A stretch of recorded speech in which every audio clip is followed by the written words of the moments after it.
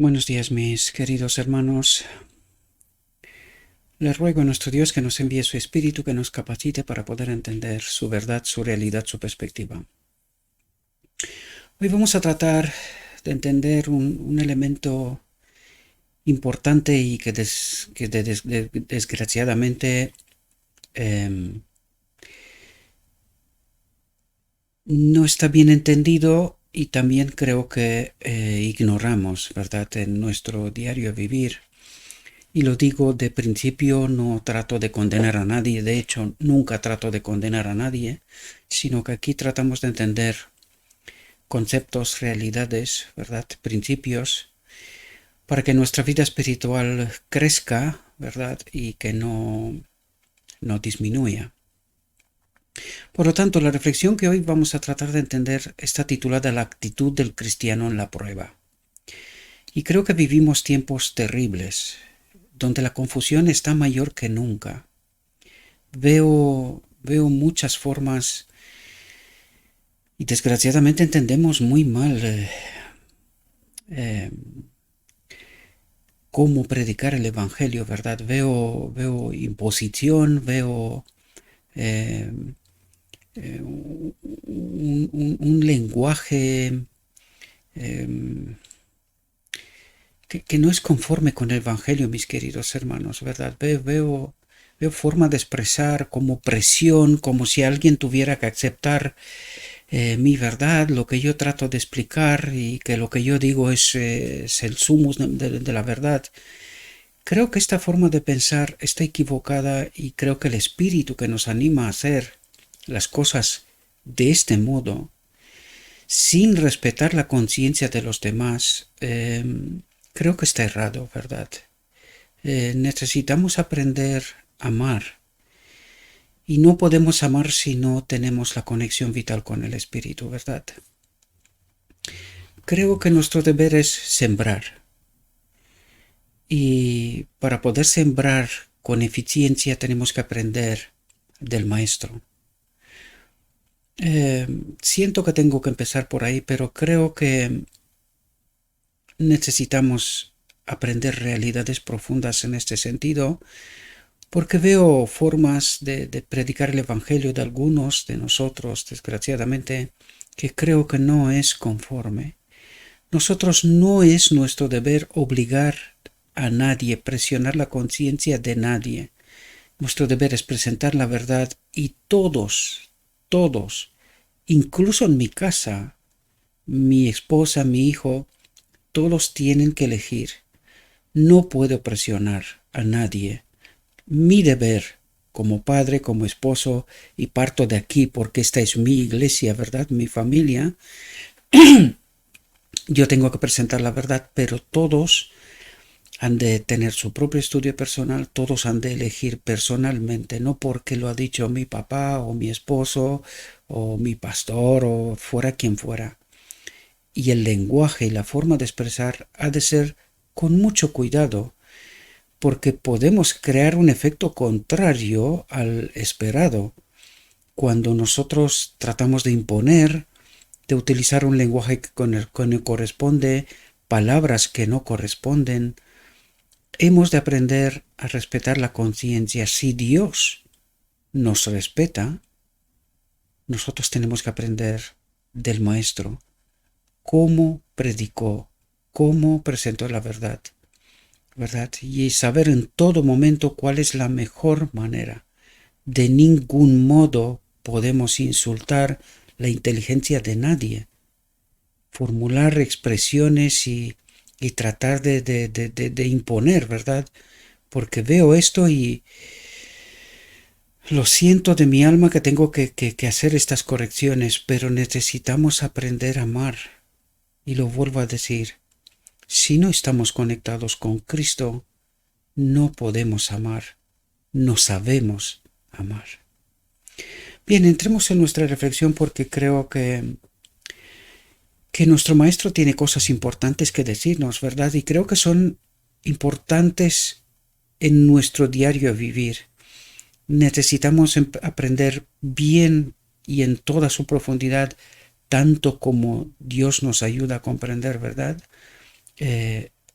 estos asuntos. Por tanto, la actitud del cristiano en la prueba, y veamos qué es lo que nuestro Dios trata de decirnos. En todas nuestras aflicciones, Jesús fue afligido, y el capitán de nuestra salvación se perfeccionó mediante el sufrimiento. Y aquí necesitamos entender, porque mucha gente piensa que en la tierra vino un Dios, y vino el Hijo de Dios, esto es verdad, pero vino el hombre Cristo Jesús, y que Él también tuvo que perfeccionarse. ¿Con qué propósito? Es justo lo que tratará de explicarnos, queridos. ¿Por qué necesitamos nosotros también seguir al Maestro en perfeccionarnos? Este es un camino de perfeccionamiento porque necesitamos entender de dónde hemos caído, qué es lo que hemos perdido en realidad y que nosotros tenemos a través del Maestro que vino a enseñarnos el auténtico camino y los medios de cómo podemos perfeccionarnos, ¿verdad? Puso a nuestra disposición todas las herramientas posibles para que nosotros podamos experimentar lo que Él experimentó como hombre, ¿verdad? Dice, en esta vida seremos probados para ver si somos capaces o no de soportar la prueba de Dios. Ahora, la gran pregunta es, ¿de qué prueba nos habla? ¿Cuál es la prueba de Dios? Perdonadme porque veo que mi voz hoy no está de lo mejor. Aquí se está refrescando afuera, ¿verdad? Y veo que mi voz queda un poco tocada. Pero espero, por la gracia de Dios, poder expresar y hacer esta reflexión, ¿verdad? Para que podamos entender estas profundas realidades. ¿Cuál es la prueba de Dios? Y este es un elemento clave, queridos, que creo que no le damos la importancia que corresponde en nuestro diario vivir. La prueba de Dios es la elección. Son dos elementos aquí, confianza y elección. Y estos dos elementos vamos a tenerlos presentes eternamente. Confianza en Dios, total y absoluta, que lo que Dios escoge para mí es inmejorable, ¿verdad? Y elección. Y elección es elegirle a Él, sea cual sea la coyuntura, el contexto en donde me encuentro, sea cual sea la prueba. Vengo de una experiencia que os he contado, ¿verdad? Y no quiero recordar aquello, pero quiero que nos demos cuenta de qué estamos hablando. Nosotros tenemos que tener presente que pasaremos por pruebas. Dios permite porque es a través de prueba y error como nos perfeccionamos, ¿verdad? Desgraciadamente en nuestro caso es así, porque partimos de muy de abajo, ¿verdad? Desprovistos del Espíritu de Dios. Nosotros tenemos que tratar de estar conectados constantemente con el Espíritu. Cristo tenía el Espíritu, Él no pecó. Y aún teniendo el Espíritu, como hombre, se perfeccionó. Nosotros hemos tratado de entender y partimos de un conocimiento de un cierto nivel para poder entender cuando nos habla del Maestro, en qué condición estaba Cristo. Era conectado con el Padre, con el Espíritu, ¿verdad? ¿Y en qué condición estamos nosotros? Y nosotros aún nos toca un camino por recorrer, es entender cómo estamos conectados con el Espíritu para que una vez que estamos conectados con Cristo, sigamos el camino del perfeccionamiento, ¿verdad? Hasta llegar a la estatura del Maestro, ¿verdad? Por lo tanto, ¿cuál es la prueba? Confiar que Él me acompaña constantemente. Confiar en Dios, que independientemente de cuál es la prueba, lo que Él elige para mí es lo mejor, lo inmejorable. ¿Por qué decimos esto? Recordad, queridos, que durante el milenio, una vez que estaremos en el reino de Dios, ¿verdad? Repasaremos los juicios de Dios, la liberación de Dios, ¿verdad? Cómo fuimos liberados. Por lo tanto, vamos a ver allí que en todo momento Dios, Cristo, ha elegido para nosotros la mejor opción en la condición en donde estábamos. La mejor. Y allí difícilmente alguien podrá decir algo para mejorar, porque no hay nada que sea mejorable. Por eso necesitamos entender. Pero también tenemos que entender que Él está condicionado de mi confianza, de mi elección en todo momento. Y este es el asunto del cual trata de hablarnos Dios hoy, ¿verdad? Porque necesitamos entender lo que es pecado y lo que no es pecado, ¿verdad? Y pecado para nosotros es elegir conscientemente pecar. Lo que es pecado también, ¿verdad? Cometer error es pecado también. Pero recordad que el error no es una elección consciente. El error repetido, esto significa un error que no hemos entendido, no hemos tratado de entender, por lo tanto repetirlo sería elegir, ¿verdad? Pero cuando pecamos de verdad es cuando elegimos conscientemente separarnos de Dios. Lo otro es culpa de un otro que nos ha estudiado, sabe cómo actuamos, conoce los mecanismos de cómo nosotros actuamos y por eso nos induce al pecado y nosotros, trampeados, ¿verdad?, cometemos el error. Para esto está la sangre de Cristo. Necesitamos entender por qué Dios, incluso en el día de la expiación, nosotros tenemos acceso a la sangre. Porque cometeremos errores, ¿verdad? ¿Y qué es lo que hace Cristo con estos errores? Los coloca sobre el auténtico culpable, ¿verdad?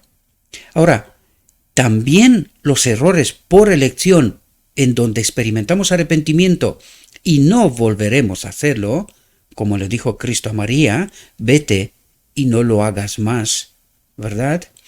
Pues estos también tienen perdón, pero cuidado, porque no podemos seguir jugando este juego, y lo digo jugando porque cuando nosotros creemos que la sangre de Cristo perdona infinitamente, cuidado, porque este es pecado contra el Espíritu y podemos quedar separados de Dios para la eternidad. Por eso digo, es un juego. Cuando entramos en este juego, esto también es una trampa del enemigo. Creer que pecamos hasta que Cristo viene. Queridos, moriremos. Es la misma trampa del Edén. Dios es amor, no morirás. Pues moriremos. Adán murió y nosotros también. Por lo tanto, necesitamos entender bien estos conceptos, ¿verdad? Y no entrar en el juego del enemigo, ¿verdad? Fijaos lo que nos dice. Dice, las tentaciones de Satanás vendrán sobre nosotros y seremos probados. Es decir, y Dios permitirá, ¿verdad? Dios permitirá que seamos probados. Pero la pregunta de mayor importancia para nosotros es, ¿seremos vencidos? ¿Elegiremos pecar? Eso es lo que quiere decir. ¿O seremos vencedores? Y aquí necesitamos comprender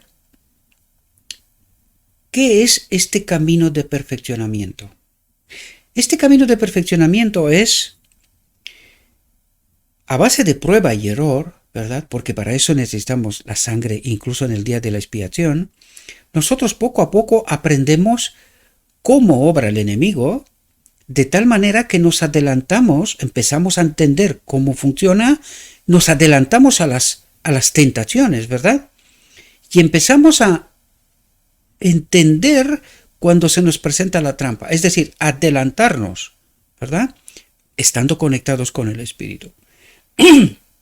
De esto se trata, porque al fin de cabo, ¿qué es lo que trata de decirnos aquí? ¿Seremos vencidos? ¿Seguiremos cometiendo errores? ¿Seguiremos elegir las dos opciones, verdad?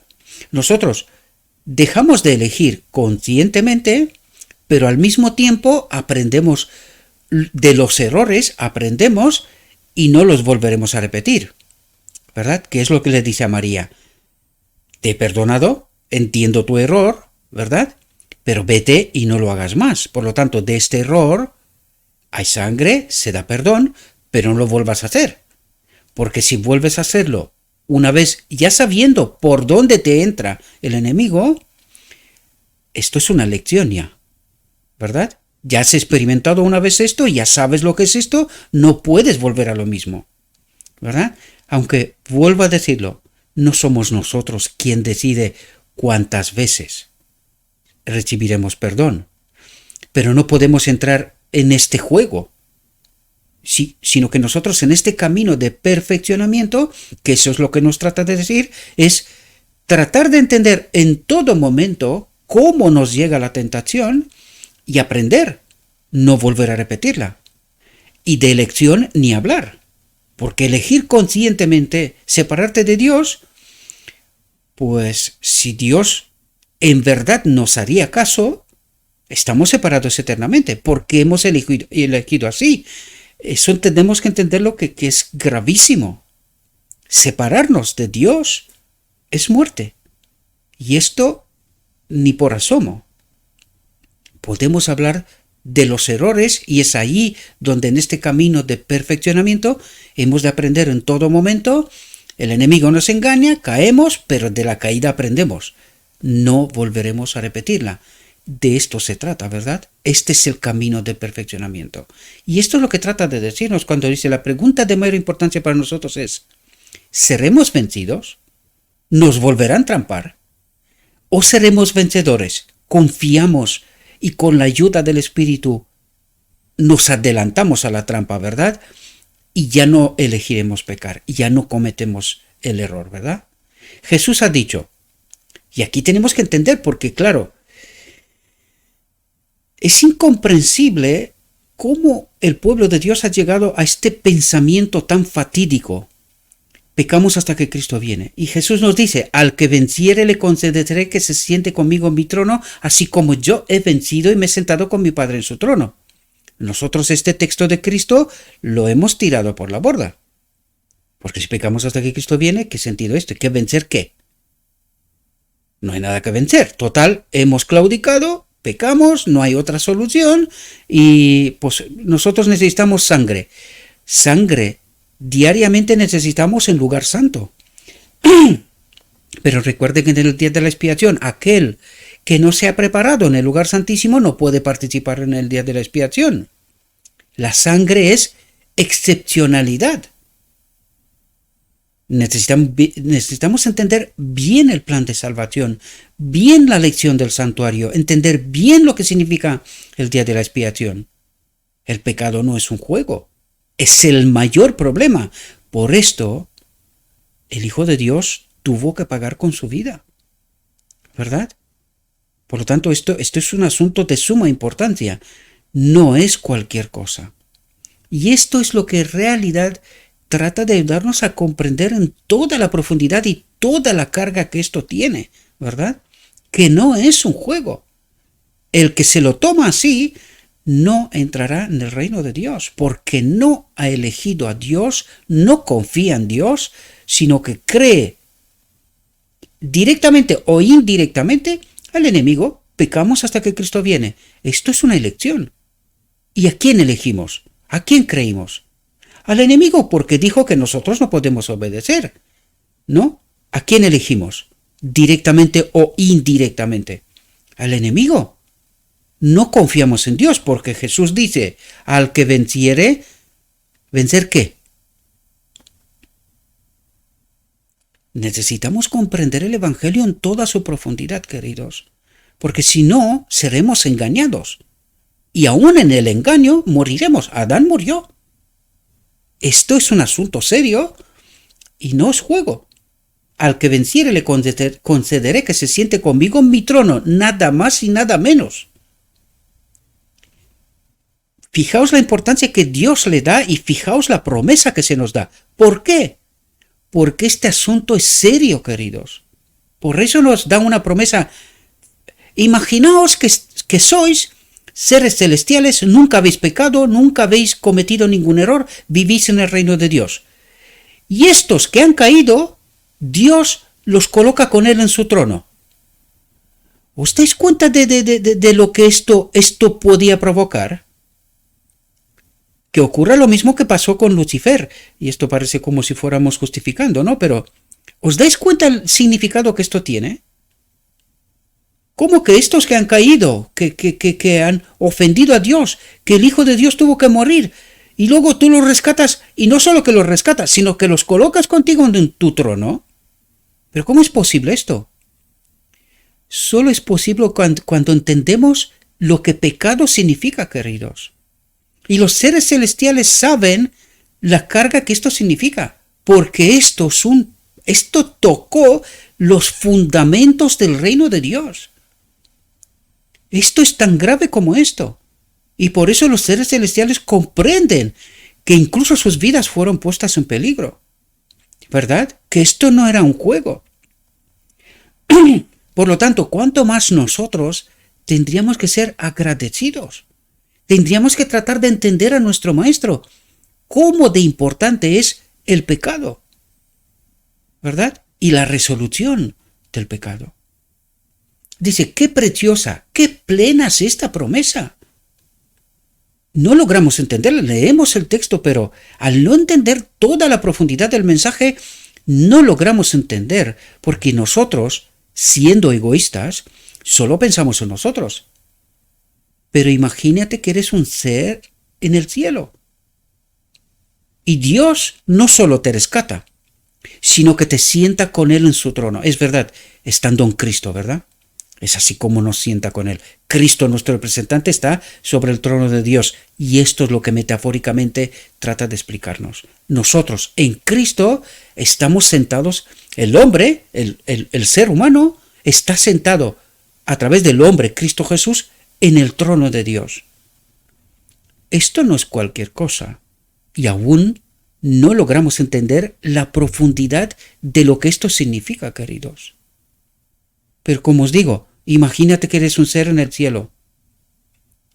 ¿No te daría un poco de repelús? O sea, estos no solamente que se separan de ti, no solamente que provocan la muerte de tu hijo, y encima los rescatas y los colocas contigo en el trono. ¿Pero esto qué es? Pero esto es juicio humano. Simplemente trato de que pasemos un escalón más en este entendimiento para que podamos entender lo que el pecado significa, el precio que se ha pagado, y nos costará la eternidad para comprender toda la profundidad de este asunto, ¿verdad? Dice, no hemos de tener la mente qué preciosa, qué plena es esta promesa, dice. No hemos de tener la mente almacenada con la verdad celestial. ¿Y qué es lo que nos trata de decir?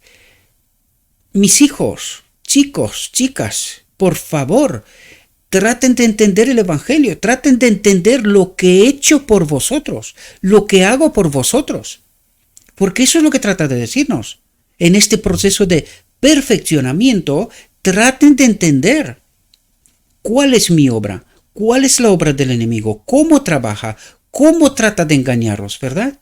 Y dice, para que, como nuestro gran ejemplo, podamos enfrentarnos a Satanás con el arma de la palabra de Dios, igual que el maestro, ¿verdad? Diciéndole, cuando nos tiente a hacer el mal, está escrito. Pero una vez más digo yo, ¿cómo el pueblo de Dios llega a esta fatídica conclusión de que pecamos hasta que Cristo viene? ¿Cómo es posible?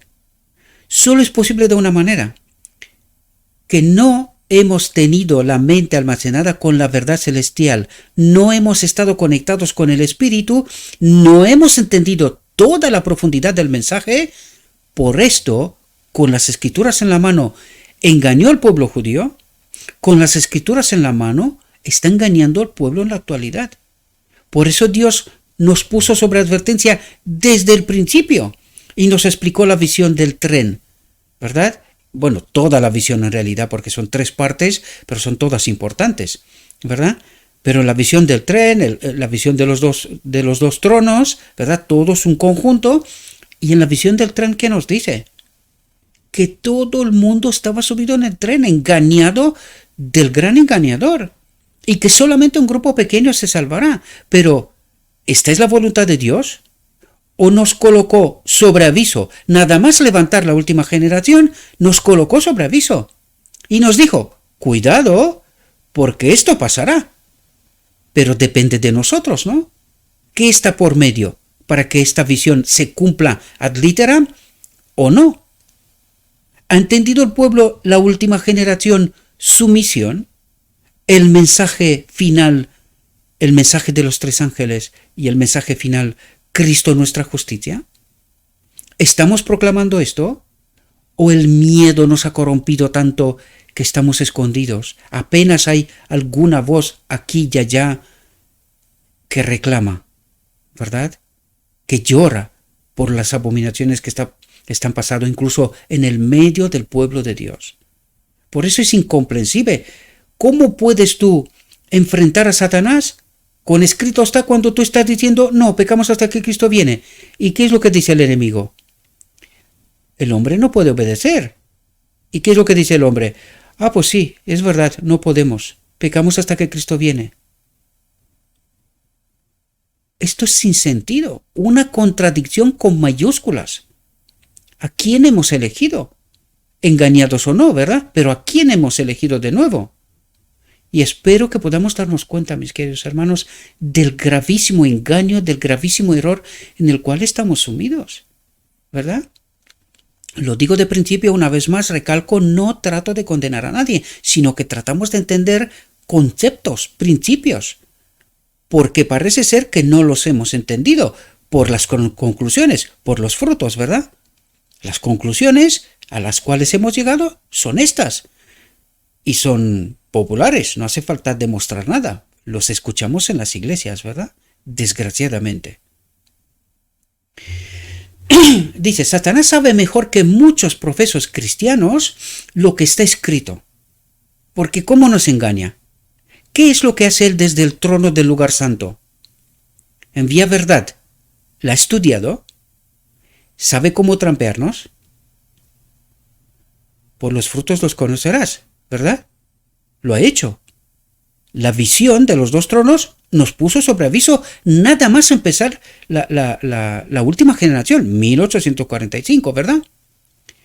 Se nos dio la advertencia. ¿Entendimos? ¿Verdad que no?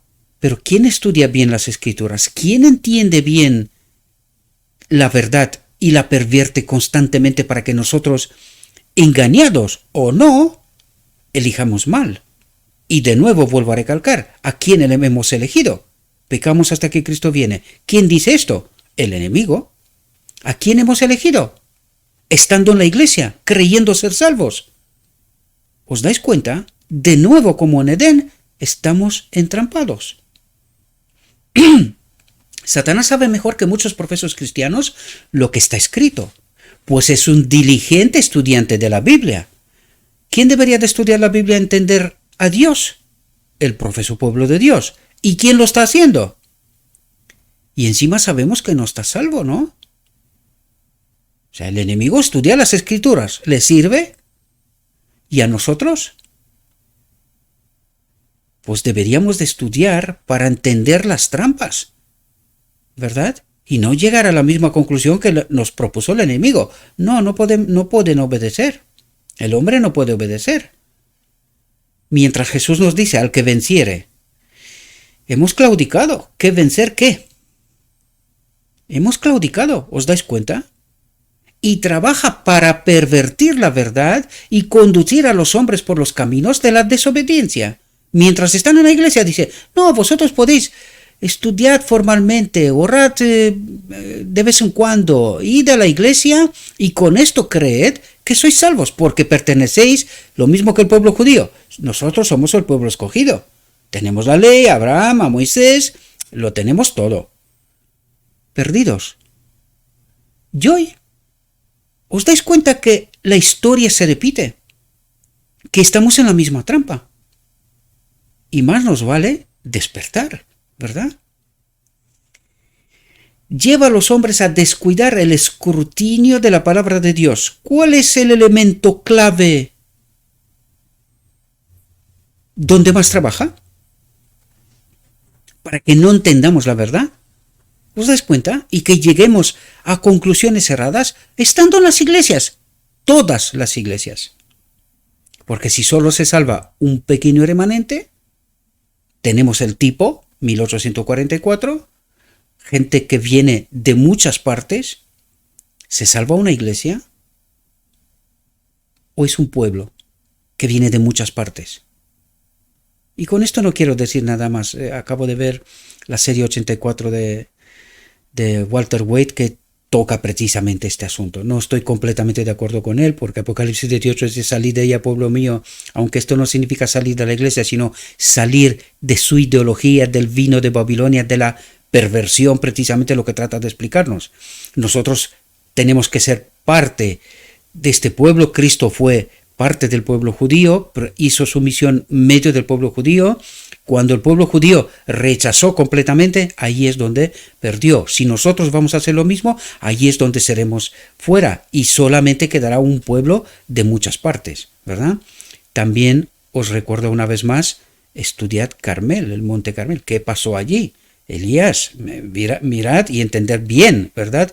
Porque tenemos conceptos errados, precisamente porque alguien nos da de comer pervertido, ¿verdad? Una vez más, no trato de condenar a ningún hombre, sea cual sea su posición, porque todos estamos engañados en la posición que estamos, ¿verdad? Dice, lleva a los hombres a descuidar el escrutinio de la palabra de Dios, porque sabe que esta testifica contra él, que sus obras son malas. Lo describe como el ángel apóstata que cayó del cielo y atrajo a muchas de las huestes del cielo tras él en un curso de rebelión contra su creador. ¿Y nosotros cómo estamos ahora? ¿Estamos nosotros en rebelión con Dios y no estamos conectados con el Espíritu? ¿Por esto está pasando lo que está pasando en medio de nosotros? Porque por eso tratamos tantas y tantas reflexiones, entender ¿cómo podemos estar conectados con el Espíritu? Porque nosotros damos por hecho que está con nosotros. Nosotros tenemos el Espíritu Santo. Y entonces tus frutos, ¿por qué? O nuestros frutos, ¿por qué son los que son? ¿Entendéis cuál es la trampa? ¿En dónde estamos en realidad? Lo digo de principio, ¿verdad? Y por eso no experimentamos el Espíritu, que es lo que trata de decirnos una y otra vez. ¿Verdad? Necesitamos entender bien, en detalle, en profundidad, los mecanismos, porque si no, seremos engañados, o yo diría, ya lo estamos, ¿verdad? Ya lo estamos. Dice, Satanás trata continuamente de apartar la mente de los hombres de Dios y de su palabra. Sabe que si puede hacer que los hombres descuiden la palabra de Dios, pronto podrá hacer que se aparten de sus preceptos y finalmente que olviden a su Hacedor. Entonces tomarán las sugerencias e instrucciones del adversario de Dios y del hombre. Y es muy curioso porque, claro, cuando yo os hablo de la iglesia, ¿cómo entiende, cómo acepta la iglesia ciertos conceptos? Aquí nos dice que Satanás trabaja a través de los hombres. ¿Y quiénes son estos hombres? Hombres de influencia, ¿verdad? Que establecen preceptos, principios, reglas, formas de cómo se conduce la iglesia y conduce la iglesia, ¿verdad? ¿Y cómo se entiende que, teniendo los maestros, al final habrá un pueblo, un pequeño remanente? Porque en esto nos han engañado. No, a los 7.000 millones, 8.000 millones casi ya de personas que hay en el mundo, pues un pequeño remanente es la iglesia. Por favor, ¿tenemos el Evangelio? ¿Seguimos estando durmiendo? Porque esta es la obra del enemigo.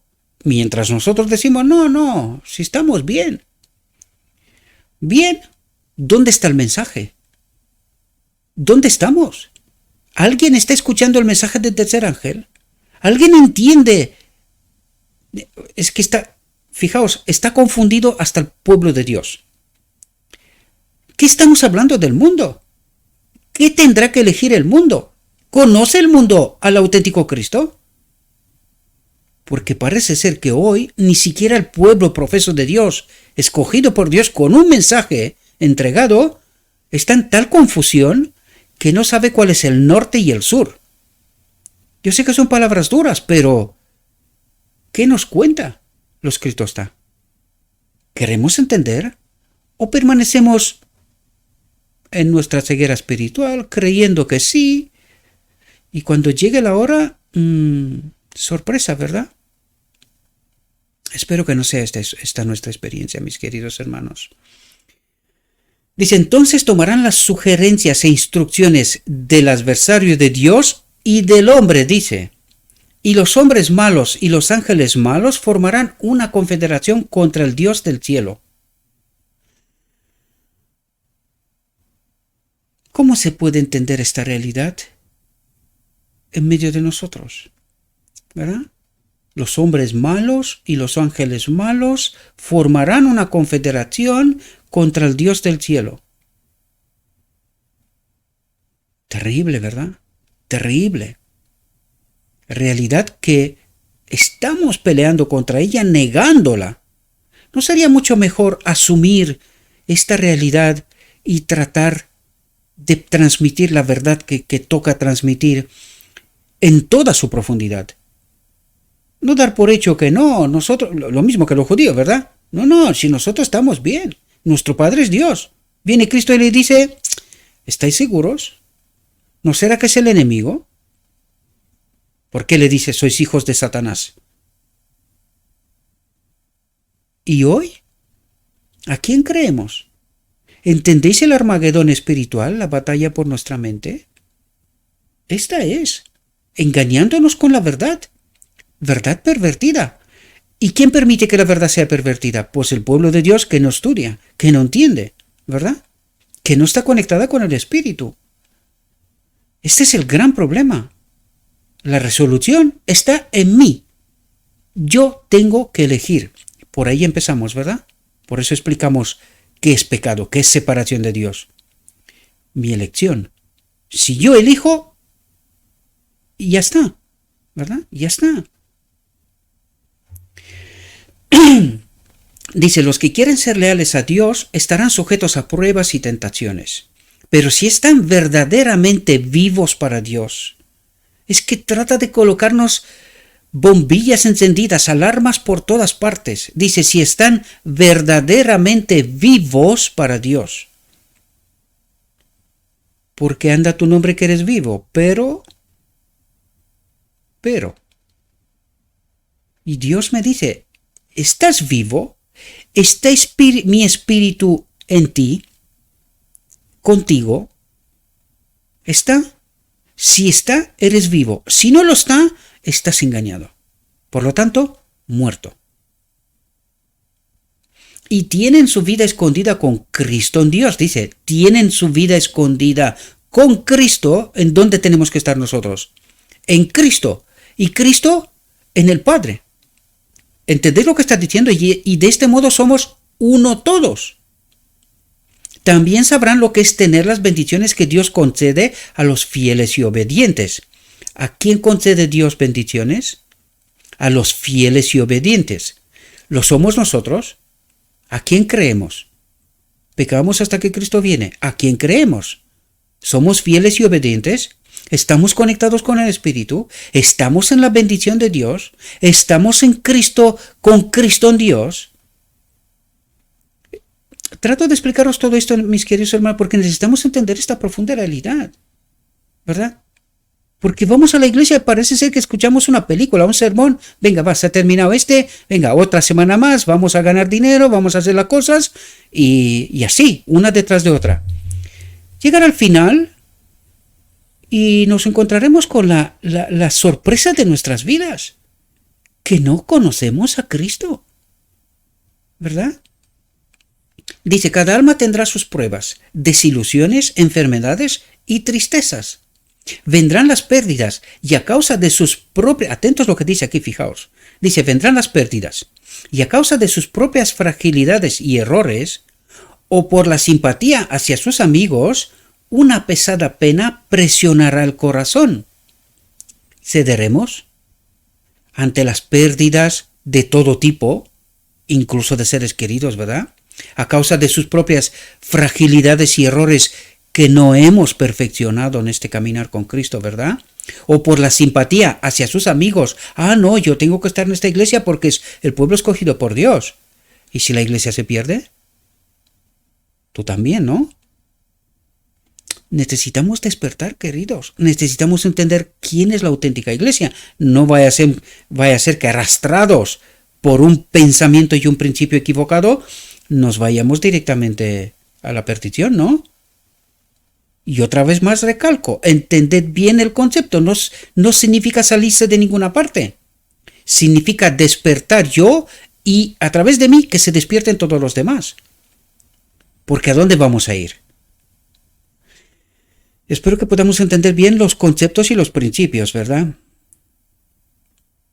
Pero cualquiera que sea el carácter de sus penas, ya sean pesadas o comparativamente ligeras, no hay necesidad de volverse inquieto, impaciente, rebelde o malhumorado, sino todo lo contrario, es decir, entender la condición. ¿Quiénes son salvos? Aquellos que lloran por las abominaciones que están en medio del pueblo de Dios. ¿Y qué es lo que hacen? ¿Qué es el llorar metafóricamente hablando?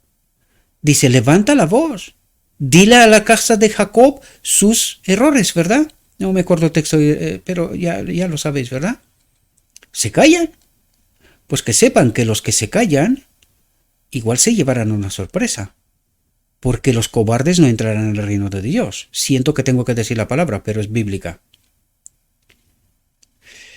Y necesitamos entender que hay que levantar la voz, hay que despertar a este pueblo. Si de verdad queremos esta iglesia como decimos y afirmamos, deberíamos de estudiar bien los evangelios, entender la verdad, levantar la voz y tratar de despertar a nuestros hermanos. La parábola de las 10 vírgenes, ¿verdad? Ser la voz de medianoche. Despertar a la iglesia. Cristo viene, prepárense. Ponga el espíritu en la lámpara. Llénele. Porque vienen, y ya estamos, en tiempos terribles. ¿Verdad? Y podemos estar callados, egoístamente creer que yo soy salvo porque me sé la verdad. Pero ¿qué nos dice la historia? Con la verdad en la mano hemos traicionado a Dios una y otra vez. ¿Y quién se salvó?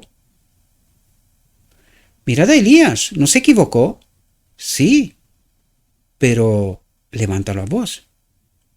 Y nos lo tomará ahora como ejemplo para que veamos cómo considera Dios esta realidad. Podemos errar, ¿verdad? Ya, por eso empezamos por ahí, para entender los conceptos. Podemos errar. Dios nos acompaña mientras somos valientes. Si somos cobardes, pues estaremos en el Carmel con todos los engañados y sacerdotes matamos, ¿verdad? Es tipo y antitipo del final. Necesitamos estudiar con toda la profundidad de este asunto para poder entenderlo en toda su profundidad. Guste o no. Si no nos gusta, entonces hay que corregir cosas conmigo primero y luego levantar la voz y presentar la verdad ante el pueblo, ¿verdad? Dice, no hay necesidad de decir palabras imprudentes e infieles. Palabras imprudentes e infieles. A esto hacía referencia al principio porque veo formas de predicar el evangelio, aún creyendo que es o siendo la verdad, ¿verdad? Aunque fuera de tiempo, pero desde mi punto de vista, quiero corregir esto. Pero, ¿cómo predicamos el evangelio, queridos? Es que necesitamos aprender del maestro. No se puede presionar a la conciencia. Lo único que tenemos que hacer es presentar la verdad. Luego cada uno ha de tener libertad de conciencia en donde no entra nadie. Por eso en el arca del pacto está nada más y nada menos que la presencia de Dios. Allí no entra nadie. Esto representa la conciencia. Allí no entra nadie.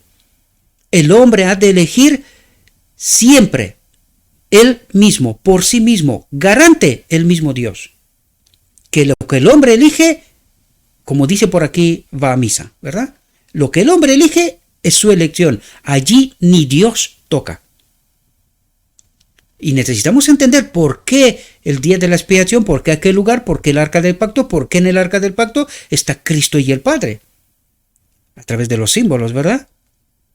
Pues garantía de que en la conciencia nadie puede entrar, ni entrará. Porque eso es lo que trata de hacer el enemigo. Y por eso juega con nuestra mente. ¿Cómo lo consigue? Que le permitimos, que no conocemos la verdad, que no entendemos cómo obra, y por eso llega hasta el punto. Y nosotros somos los únicos que tenemos que elegir. Pues cuando elegimos bajo inspiración equivocada, nadie puede hacer nada. Y necesitamos entender esta profunda realidad. Por eso necesitamos, antes de tomar cualquier decisión, entender claramente cuál es la voluntad de Dios. El escrito está. Si no, seremos no solo tentados, sino que engañados, ¿verdad? Dice, no hay necesidad de decir palabras imprudentes e infieles. Dice, es un gran error dictarle al Señor, dice. Qué tremendas palabras. ¿Nosotros entendemos esto así? Es un gran error dictarle al Señor, es decir, decirle nosotros a Dios lo que tiene que hacer. Y aquí quiero destacar una cuestión donde yo mismo también he cometido, y alguna vez se me escapan, y cometo porque como ser humano pues cometemos errores, ¿verdad? Cuando oramos, ¿cómo oramos? Cuidado, queridos, porque fijaos lo que nos dice aquí. Es un gran error dictarle al Señor.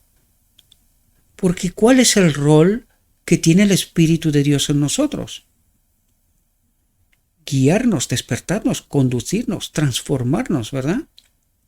Y hemos de decirle nosotros a Dios cómo tiene que hacer esto. ¿Y el fin será bueno? Destaco esto porque creo que es el momento para entender este principio mecanismo también, ¿verdad? Dice, Elías no sabía lo que hacía cuando le dijo a Dios, fijaos dónde se va. A Elías, ¿no? Carmel, Elías, tipo antitipo de la última generación, del final, ¿verdad? Elías no sabía lo que hacía cuando le dijo a Dios que estaba harto de la vida y pidió morir. ¡Qué tremendo! ¡Qué tremendo! Profeta de Dios. ¿Estamos predispuestos a cometer errores? Sí, pero fijaos cómo actúa Dios en este caso. Dice, el Señor no le tomó la palabra, porque Elías tenía que hacer una gran obra antes de ser trasladado al cielo. ¿Nos conoce Dios hasta en lo más profundo de nuestra alma? ¿Por qué salva a Elías? Porque tenía que hacer una gran obra. ¿Por qué seremos salvos? Porque tenemos que hacer una gran obra. Si no lo hacemos y estamos calladitos, ¿nos pasará lo mismo que a Elías? Necesitamos entender todas esas profundidades, mis queridos hermanos. Porque yo sé que algunos piensan que tengo alguna razón escondida para qué estoy saliendo y diciendo estas cosas. Pues, ¿qué les voy a decir?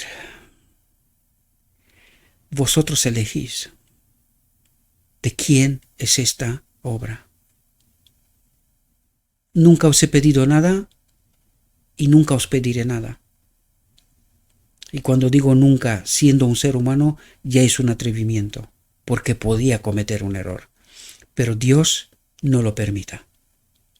No pido nada. Solo orad por mí si así lo consideráis y sé y agradezco a todos aquellos que lo hacen, ¿verdad?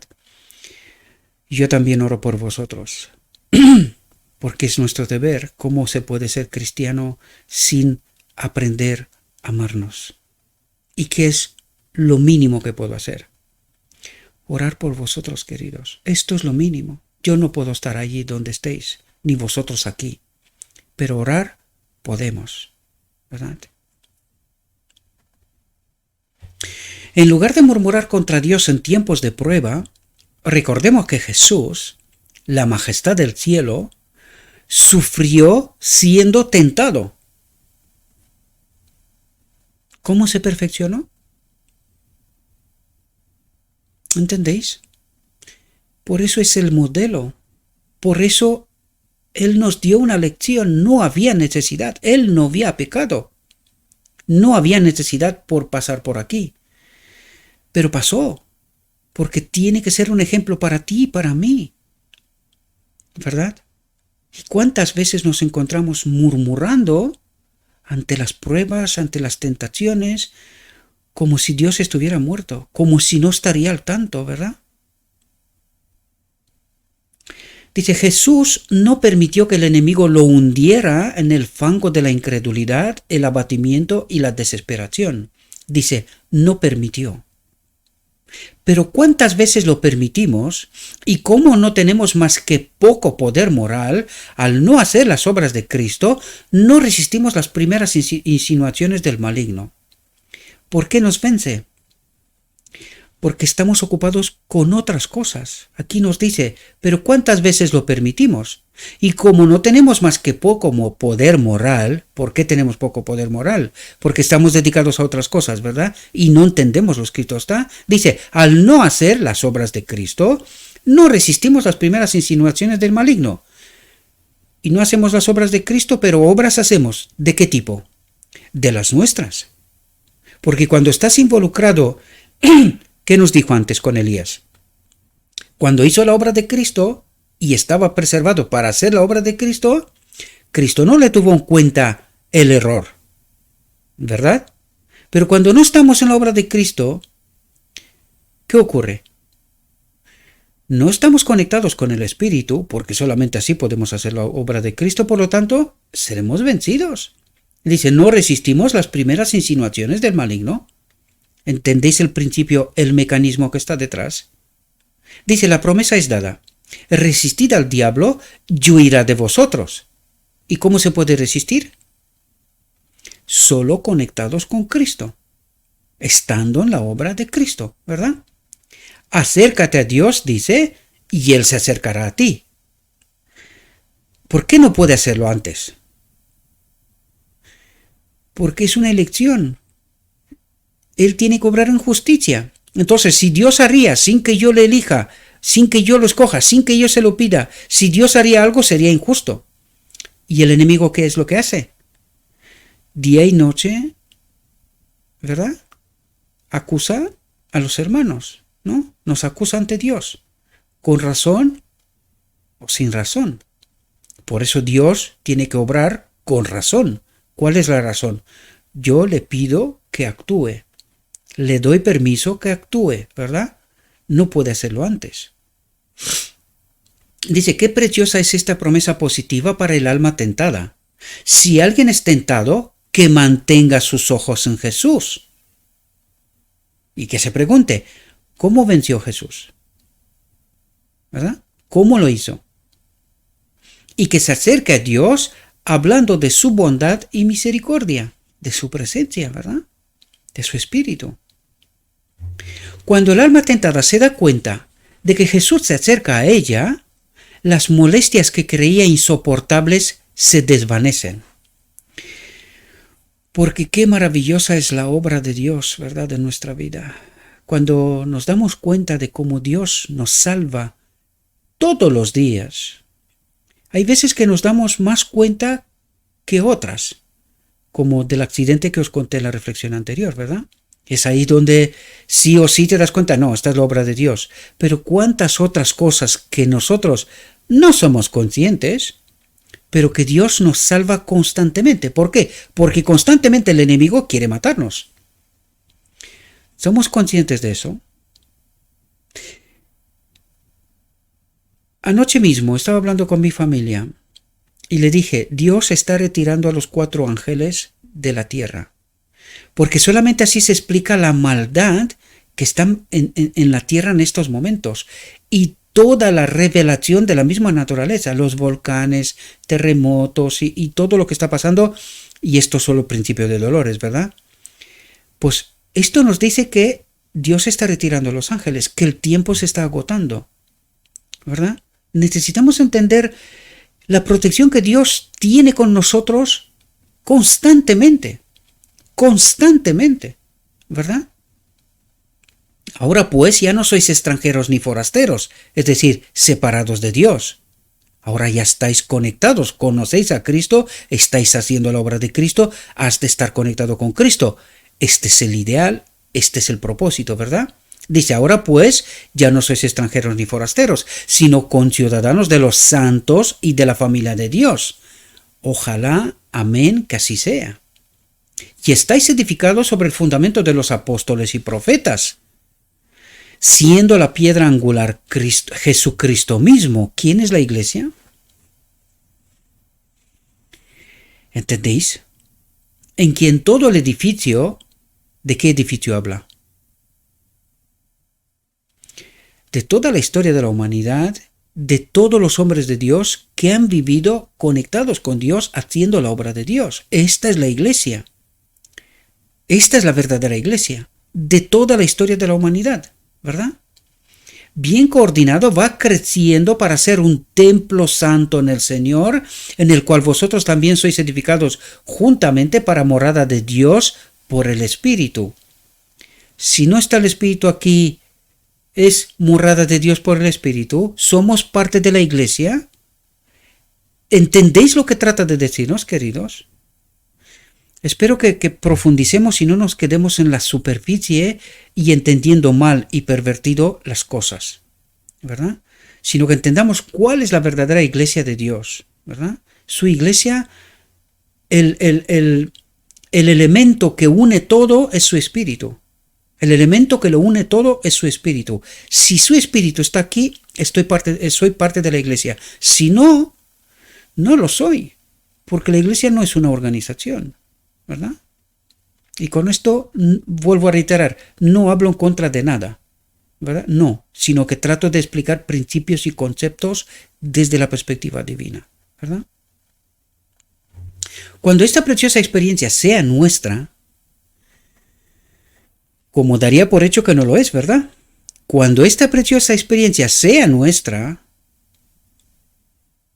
¿entendéis? Entonces habrá energía vital en la iglesia. Yo estoy a la puerta y llamo.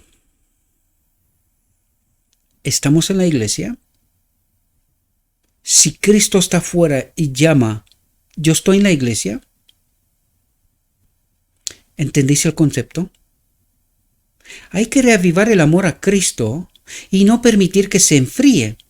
No solo debemos rezar por la unidad con Cristo y entre nosotros, sino tenerla realmente, la unidad. ¿Qué quiere decir?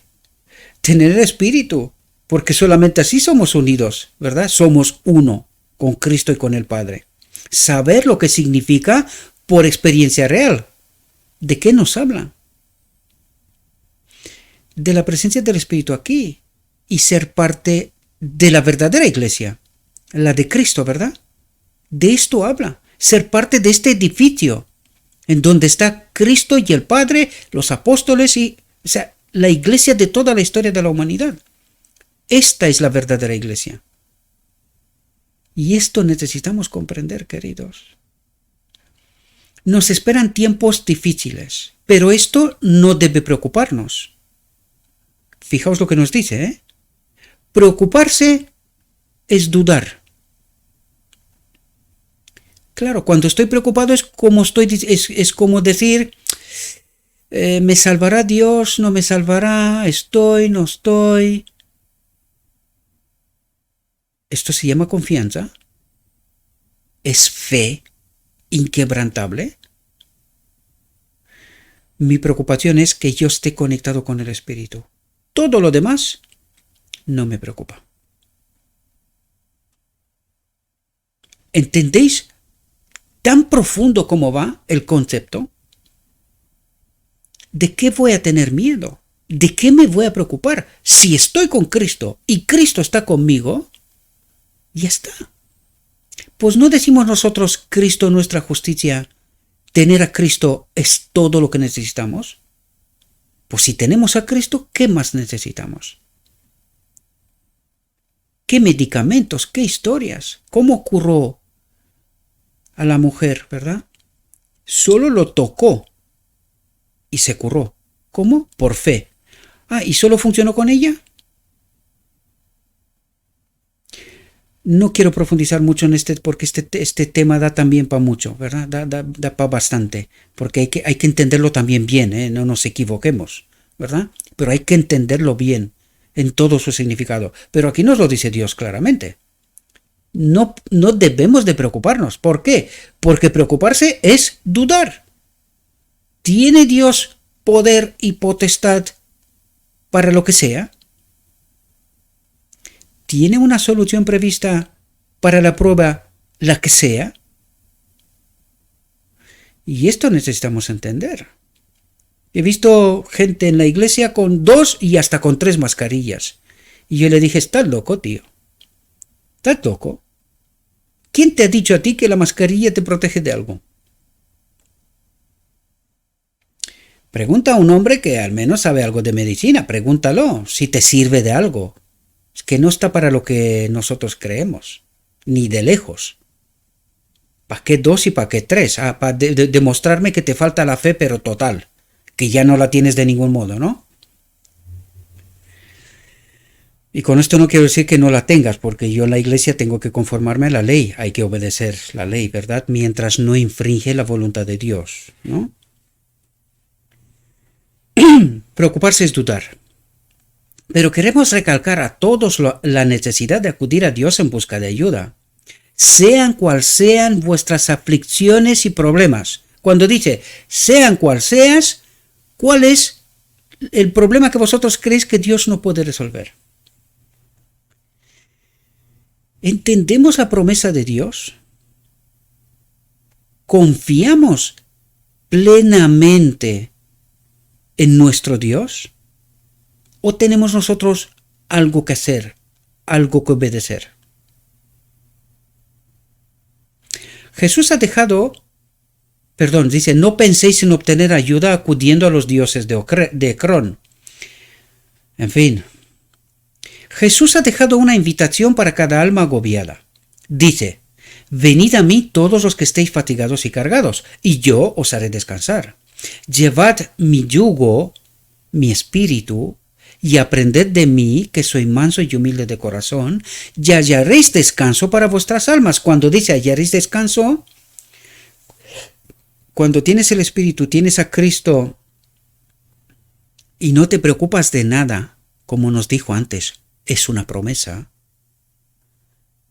¿Estás descansando? ¿Estás en el verdadero sábado del Señor?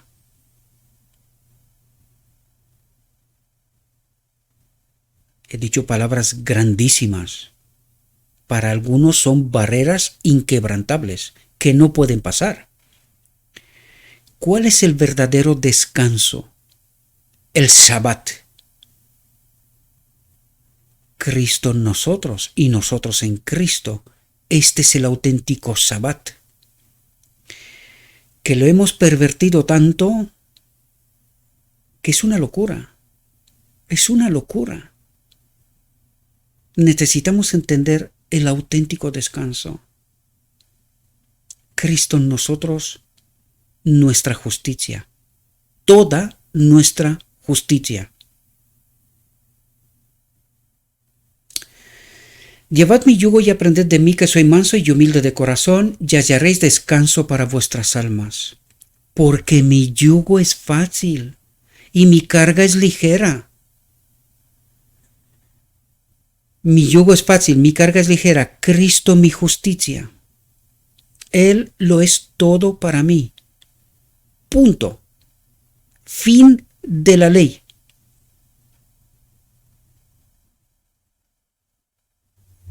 Palabras grandísimas. Pero las entendemos. ¿Estamos dispuestos a aceptar esta verdad tan profunda, universal y eterna? Me temo que no. Por eso peleamos y pataleamos y hacemos tantas cosas, porque nos falta Cristo.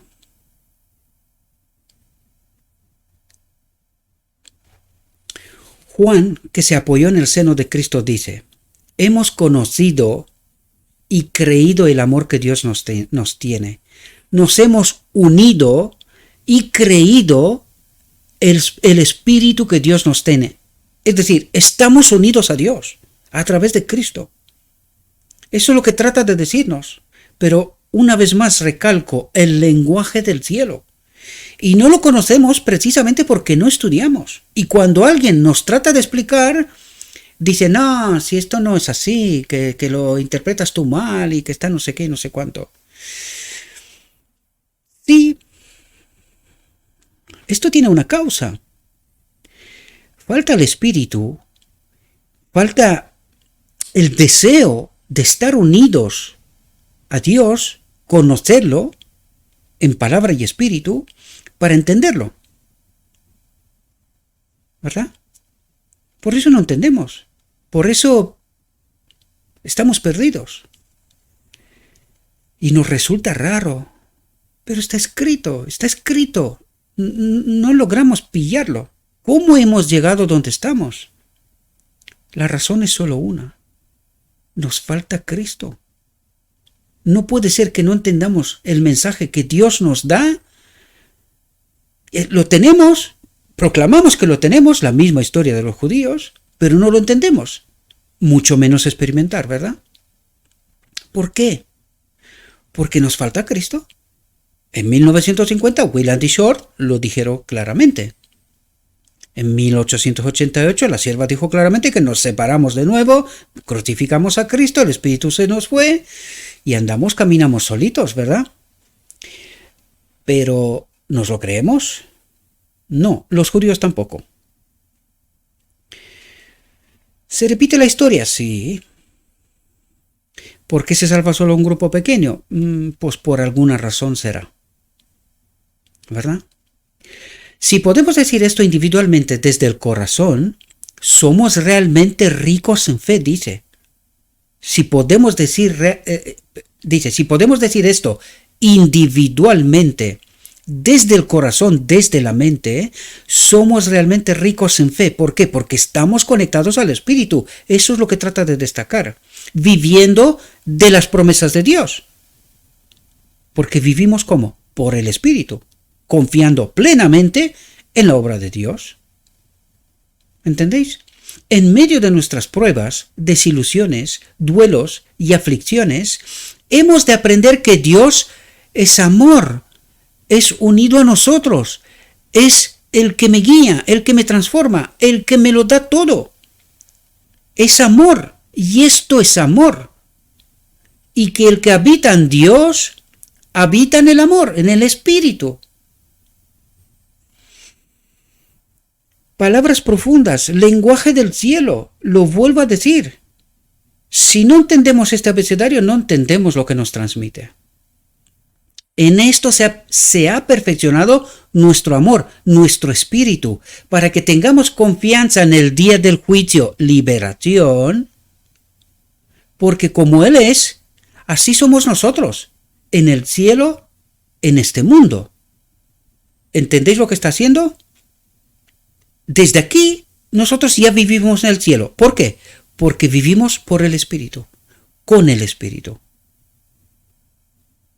Y ahora, una vez que entiendes esto, has de preguntarte, ¿y por qué está pasando en medio del pueblo de Dios lo que está pasando? Si lo que nos está diciendo debería de ser otra cosa. ¿Tenemos a Cristo? ¿Conocemos a este Cristo? Buenas preguntas. La respuesta es fundamental e imprescindible. Tenemos siempre razones para dar gracias a Dios porque conoce todas las tormentas, los desengaños y las pruebas que se abaten sobre su pueblo. Él los sigue a través de cada experiencia. Él los sigue a través de cada experiencia. ¿Lo creemos? Con un amor tierno y compasivo, y expresa su deseo de curar nuestras heridas. Expresa su deseo de curar nuestras heridas. ¿Por qué no las cura? Porque no estamos conectados a Él. Porque no le elegimos a Él. ¿Verdad? Y de devolvernos la alegría de su salvación. ¿Por qué no lo hace ya? ¿Por qué no lo hace predefinidamente? Si nosotros decimos, no, nosotros vamos a la iglesia, seguimos a Cristo, hacemos aquello, lo otro y tal. Y Él nos dice y expresa su deseo de curar nuestras heridas y de devolvernos la alegría de su salvación. ¿Pero por qué no lo puede hacer? Porque pecamos hasta que Cristo viene. ¿No le elegimos a Él? ¿No le creemos a Él? ¿No confiamos en Él? ¿Tenemos a Cristo? Si tenemos a Cristo, Él cura nuestras heridas. Si tenemos a Cristo, Él nos ha dado la alegría de la salvación, la presencia de su Espíritu. Esta es la alegría de la salvación, la presencia de su Espíritu en este templo. ¿Entendéis? Espero que entendamos bien los conceptos, queridos, de verdad. Jesús ha dicho, el que me sigue no andará en tinieblas, sino que tendrá la luz de la vida, tendrá el Espíritu, dice, el que me sigue. ¿Por qué tenemos tanta confusión? ¿Por qué no entendemos, nos falta la luz? ¿Por qué no entendemos el Evangelio? Dios nos dice una cosa y nosotros la contraria. Sin embargo, creemos lo mismo que los judíos. ¿Por qué no entendemos, queridos? No hay más que un canal de luz. O es Cristo o no hay otro. ¿Por qué no entendemos lo escrito está? ¿Por qué simplemente miramos nuestro ángulo de vista y si no es este, estamos, vamos, todo el mundo está fuera? Solo hay una razón. Solo hay una razón. La justificación por la fe es por la fe por una razón. O está Cristo en mí y lo tengo todo, lo obedezco todo, porque está Cristo en mí, o soy yo el que trato de obedecer y de imponer a otros que si no obedece lo que yo digo, están muertos. No logramos entender, no logramos, ¿verdad? Sin embargo, pedimos a otros que nos entiendan. No quiero ofender a nadie, mis queridos hermanos. Trato de ayudaros a comprender la profunda realidad. Porque el enemigo está jugando con nosotros. Estamos predicando un otro evangelio y un otro Cristo. Y no a este Cristo. Dice, el que me sigue a mí. A Cristo, ¿verdad? Al auténtico Cristo. Dice, el que me sigue no andará en tinieblas, conocerá la verdad, verá claramente el camino. Pero si no me sigue a mí, sigue dudando, sigue no saber, sigue fuera de tiempo, sigue a un falso Cristo. Me duele en el alma que tengo que decir esto, pero es que es así. El que me sigue no andará en tinieblas, sino que tendrá la luz de la vida, el Espíritu. Cuando tienes el Espíritu, todo cambia. Todo. Todo. Porque no soy yo, es Él. Yo solo acepto por fe, sigo por fe, entiendo su obra, acepto su obra. No hay más. Y no tengo que convencer a nadie de nada, solo tengo que exponer y todo el mundo ha de elegir. Esto lo hace Cristo mismo.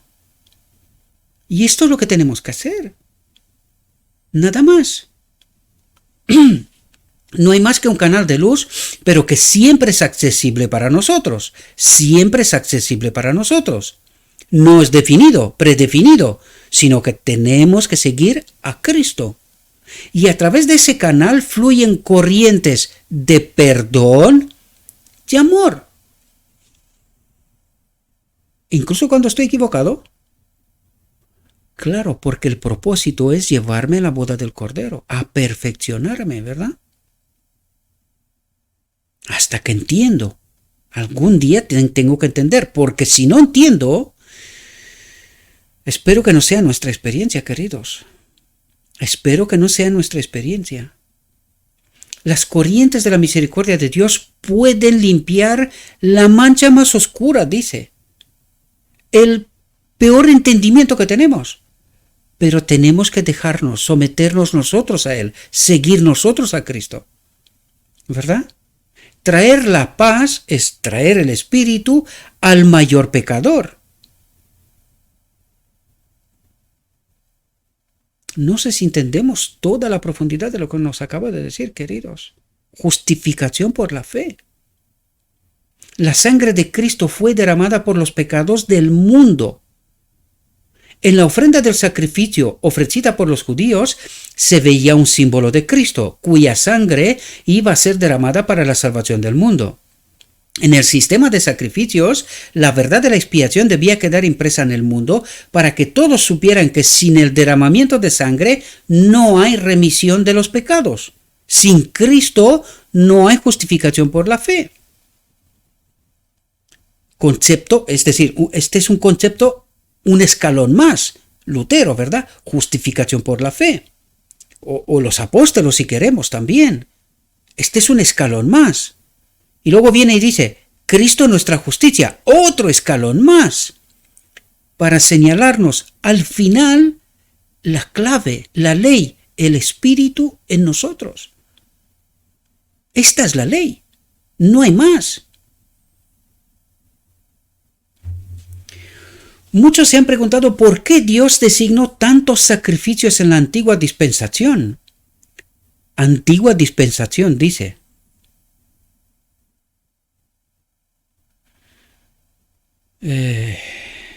No voy a profundizar, no. Estuve tentado, pero no voy a entrar en esto.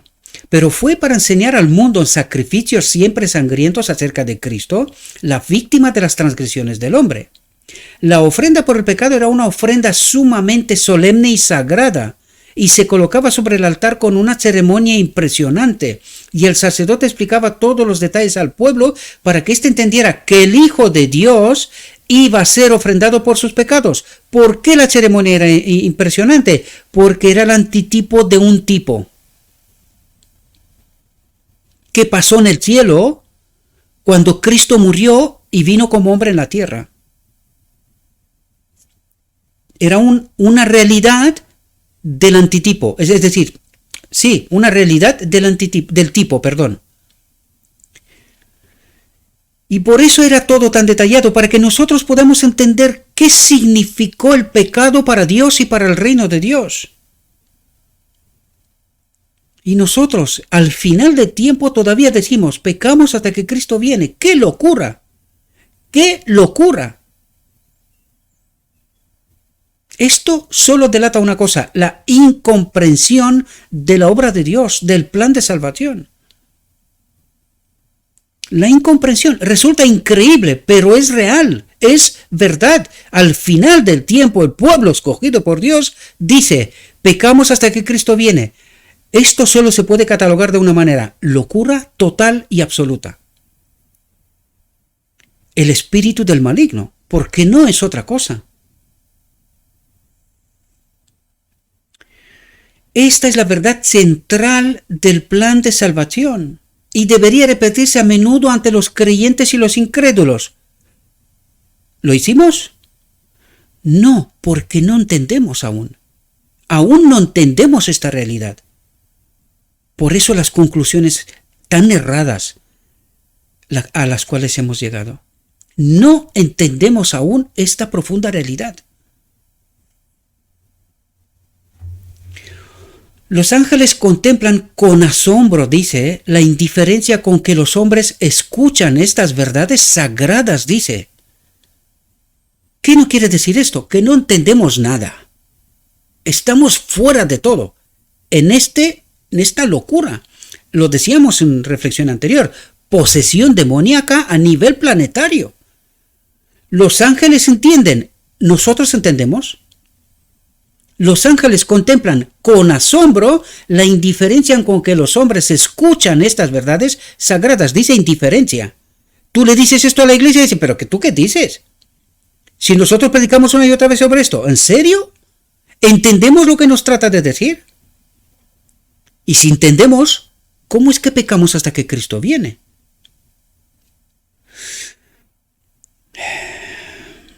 No entendemos. Esta es la profunda realidad. No entendemos.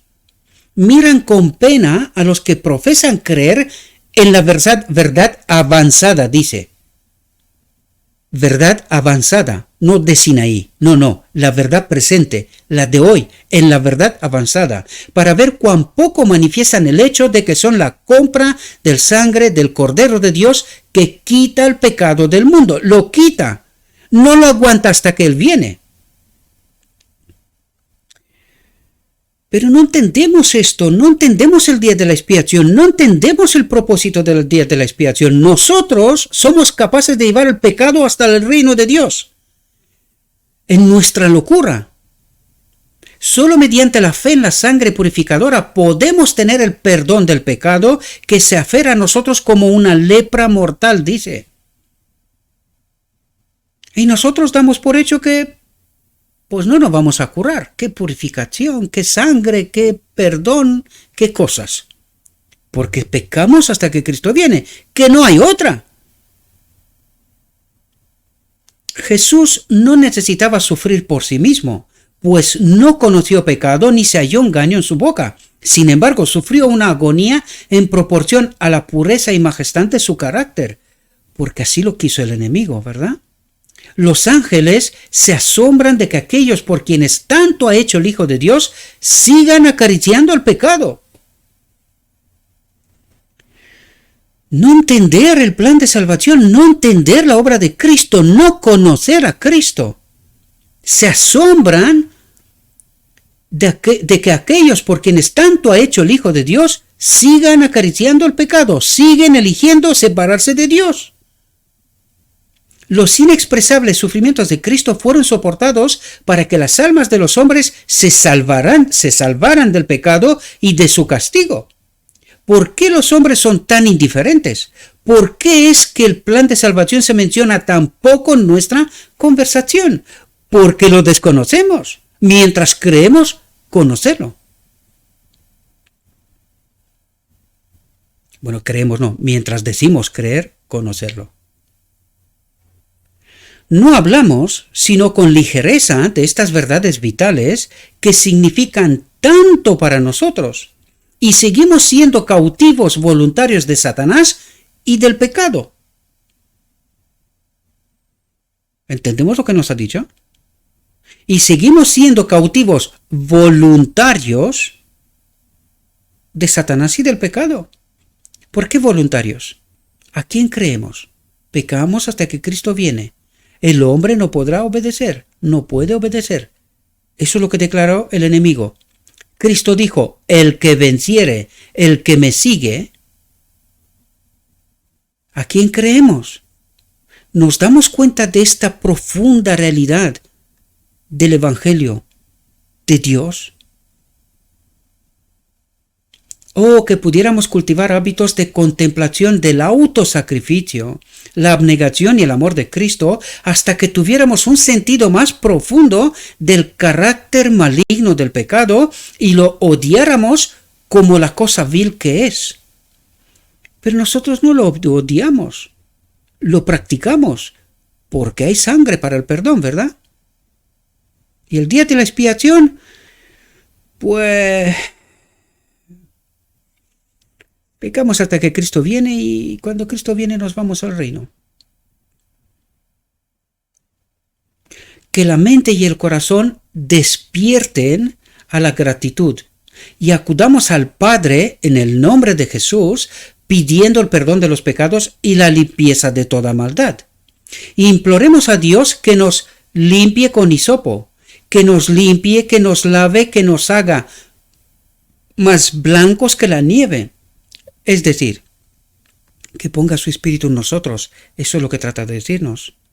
Él nos devolverá el gozo de su salvación, la presencia de su espíritu en este templo. Dice, pondrá en nosotros un corazón nuevo, una mente nueva que entiende la verdad de Dios en toda su profundidad, ¿verdad? Pondrá en nosotros un corazón nuevo, un espíritu recto, pondrá en nuestra boca un cántico nuevo, la alabanza a nuestro Dios.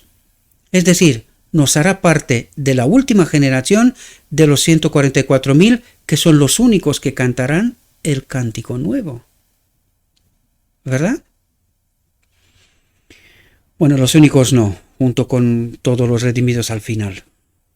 Espero, mis queridos hermanos, que esta reflexión nos pueda ayudar. Espero que podamos entender cuál es nuestra profunda realidad. Yo sé que es dolorosa, pero cuanto más dolorosa es, más nos tendría que despertar, queridos. Y más nos tendría que hacer levantar la voz. Ser esta voz de medianoche que despierta al pueblo de Dios. Que nos tenemos que conectar con su espíritu, que llenar esta lámpara de aceite. Porque sin esto, nadie será salvo. Esto es lo que nos trata de decir la parábola de las 10 vírgenes. Si nuestra lámpara no está llena del espíritu, no podemos entrar en la boda. Con un espíritu en parte, con cosas en parte, no sirve. No sirve. O lo entendemos o pereceremos. Y siento de mi alma que tengo que decir lo que tengo que decir, pero es que no puedo decir más que lo que está escrito, lo que el Evangelio una y otra vez nos advierte. O despertamos o moriremos.